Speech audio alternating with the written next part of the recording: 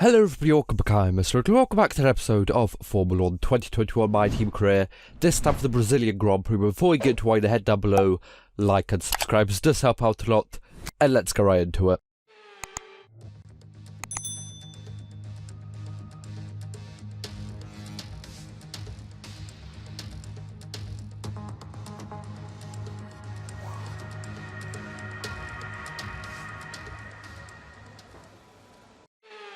So here I am out for my flying lap around Interlagos, of course here at the Brazilian Grand Prix. A really cool track, should really be the season kind of, not the season opener, but the season kind of finale each year, because I think it just produces the best racing out of all of the tracks in like the latter part of the year. Of course there's other ones that are quite good as well, and of course with Abu Dhabi having that changed layout, it was actually quite cool, but I think nothing really beats Interlagos over here in like the latter part of the year, like the last kind of couple races. Of course last season we saw Lewis Hamilton go from P1 in qualifying all the way down to P20 for the sprint race, then up to P5 was it, then back to P10 for the start of the race because of a penalty, and then all the way back to winning the race in the race. It was just an absolutely brilliant, it was just a joy to watch. Just Lewis just in his prime, just doing what he does best. As we actually go P10, I think that's our best quali so far. I think I was just channeling my inner Lewis Hamilton maybe, as we are only 8/10ths away from Bottas on pole, Max in second and Norris in third place. I guess we could see if we could change this to P10 into some points during the race. Welcome along then to the place where heroes and history are made. It's where the 2008 title was decided in the final corner. And it's the place, a year later, that Jenson Button stormed through from 14th on the grid to claim his one and only Drivers' Championship. It's Interlagos, and it's time for the Brazilian Grand Prix. We're racing today then at Interlagos, a historic 2.7-mile circuit and one of the few anti-clockwise tracks on the calendar. 15 corners in total, 9 to the left and 6 to the right, with a technical middle section opening up to a flat-out Sector 3. And that gives us our best passing opportunity down into Turn 1. It's race day yet again, and joining me for a chat, Anthony Davidson.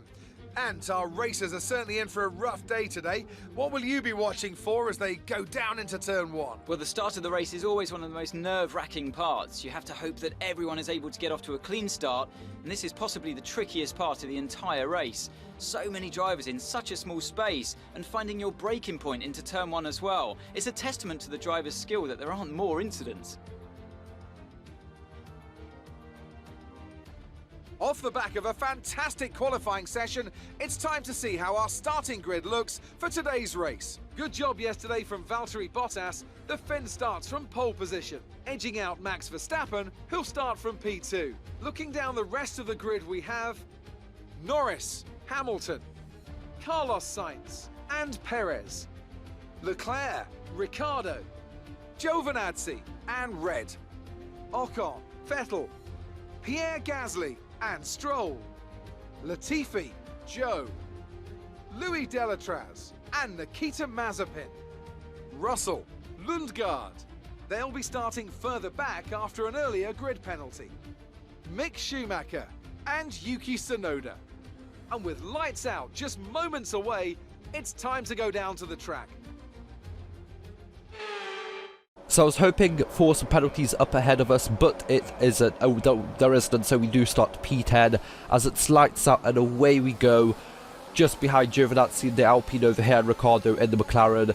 We're going to send it down the inside of both Alpines over here, as we are literally free, side by side, just free wide over there, coming out of Turn 1 and coming into Turn 2. Absolutely brilliant stuff.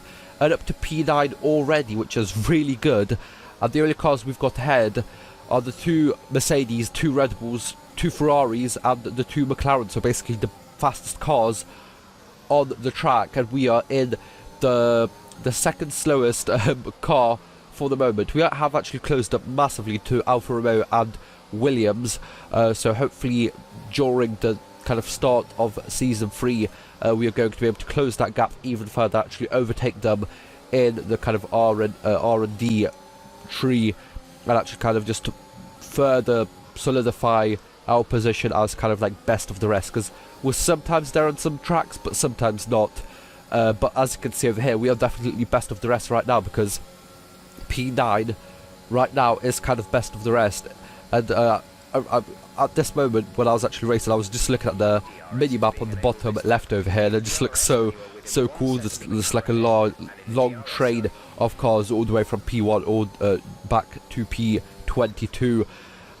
Lap 3, of course, DRS, we had a little bit of that, but on lap 6 over here, we actually just slowly but surely getting further and further away from Ricardo, and over here is the first time that I didn't get DRS in this race. But as you can see on the minimap, we're just like creating such a gap to the two Alpines behind. They might be fighting as well, but still, you know, we are fighting with them for P7, I think it is, in the constructors. So every single kind of point we can gain over them is just absolutely brilliant, as Pierre Gasly actually is out on lap 8 over here. Some sort of mechanical problem, I think, as we're going to see him in a second, as we can see him over here going up the hill out of the final corner.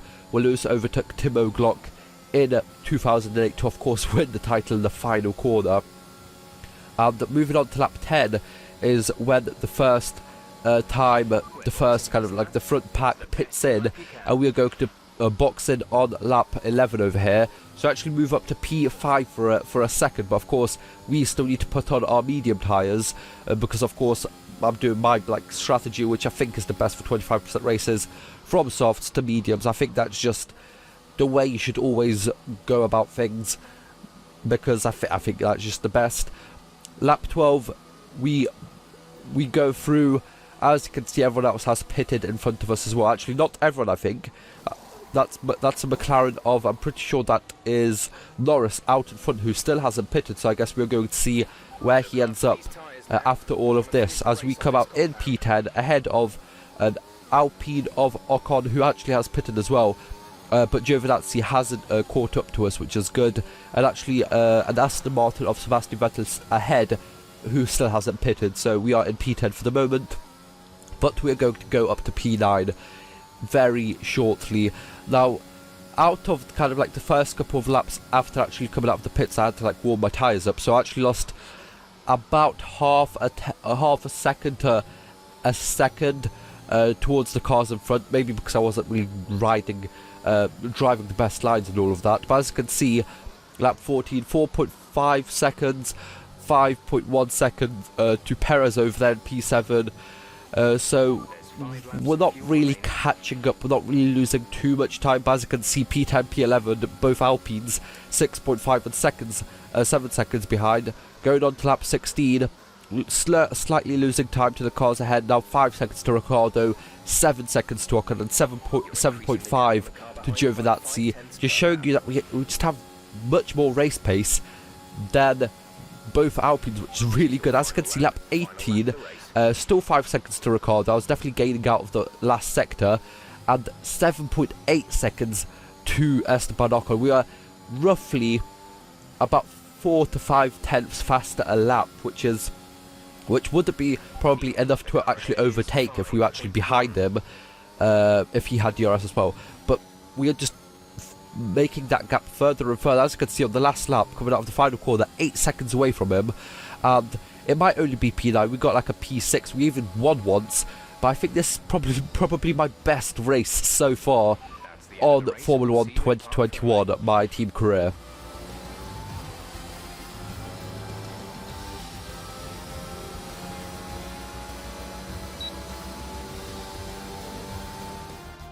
So Mercedes have won it, and what a great race it was.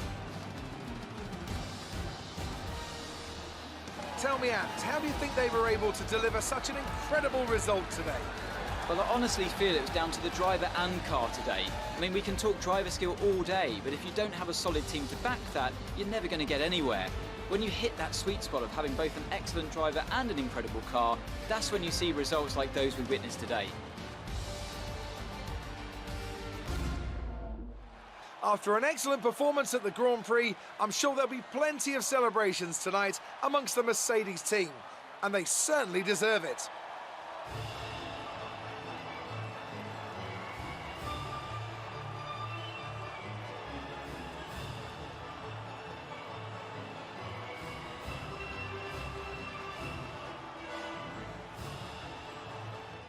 So it's P1 for Valtteri Bottas, Lando Norris comes in second and Carlos Sainz in third place. Us from P10 to P9, as I said, well, as you can see over there, 11 seconds away from P1. That is just absolutely insane. That is losing less than a second per lap. In the driver standings, we stay in the same place, and in the constructor standings, we gain 1 point on Alpine. I guess we're going to see if we can close up that gap in the last 2 races in Australia and Abu Dhabi, but I guess we're going to see in the next episode. But for now, that is going to be it. Hope you guys enjoyed. Like, share, subscribe. See you guys next time. Bye-bye.